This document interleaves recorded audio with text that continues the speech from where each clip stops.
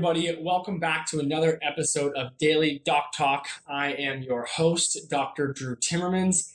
Today, I wanted to talk to you about some different practical things that you can do to help with gut function and help digest your food better.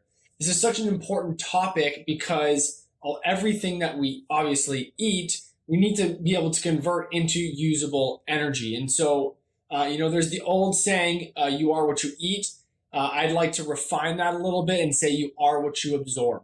And what I mean by that is depending on how your gut is functioning, if you are not absorbing the nutrients, the vitamins, the minerals, things like that, then in reality, it's just going to pass right through you. And so we need to focus on gut health. And this is something I talk a lot with my patients about. And also we work on different ways that we can stimulate GI function so that you can improve your digestion, your absorption, and your assimilation of nutrients, which you're then going to be able to function better through life just because you're getting more out of what you eat.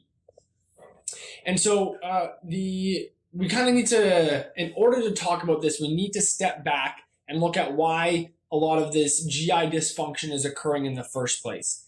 And there's a lot of different things that could be going on, but for the majority of people, it all comes back to stress. And the reason I say that is because our GI system is a parasympathetic dominant system. That's our rest and digest system. And so when you're constantly under stress, whether that's emotional, physical, or,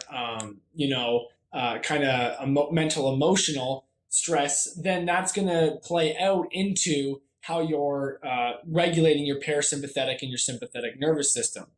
And there's some different ways that you can track that. I mean, you can do things like heart rate variability to see what type of parasympathetic state you're able to get into, which is not going to be the topic of today. I more so want to focus on how we can promote a parasympathetic state so that you're going to digest better.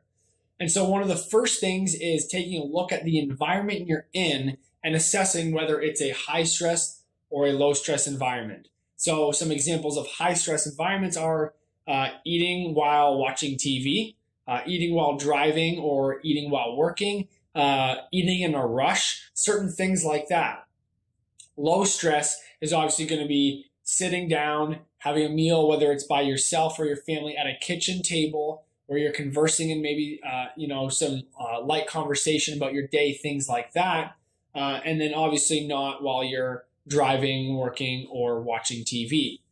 And so that's one of the first things that you can do to really kind of set that stage for that parasympathetic state. So that's number one. Number two is what your mom has probably been telling you since you were 6 is to chew your food. And so the more we have teeth for a reason, and one of those main reasons is to be able to chew and masticate our food. And so if we are doing a good job with that, it's less of a burden on the GI system to break down the food. And so chewing the food more, and again, I think they say roughly 20 times or so. I really don't shoot for a number because people tend to get kind of weirded out if they're counting how many times they're chewing something. But you're more so looking for, are you swallowing whole bits of food or chunks, or is it emulsified and you're able to kind of swallow it more easily in that sense? And so when that, more chewed up food hits your stomach then doesn't have to work as hard. And in the time that the food spends in transit in your GI system, it's going to be able to absorb and extract more because less time is spent actually trying to break down the bonds that your teeth could have done. So that's number two. And then number three is, when we've looked at kind of both of these things, we've looked at putting your body into a parasympathetic state. We've looked at chewing your food more, but you're still just not quite getting what you need. Then that's when you can start to look at different ways to stimulate GI function.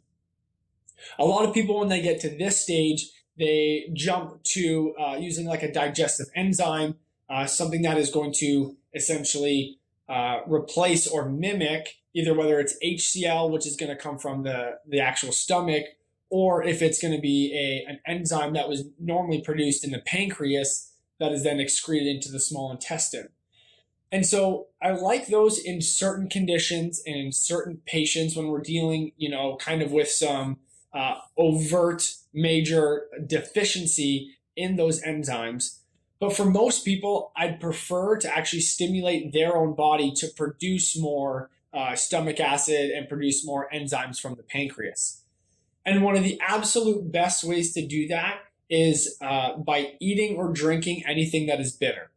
So when bitter things hit your tongue, it's actually a stimulus to your GI system to start producing saliva, to start breaking down the food in the mouth, as well as hydrochloric acid in the stomach, and then the enzymes that are going to come from the pancreas.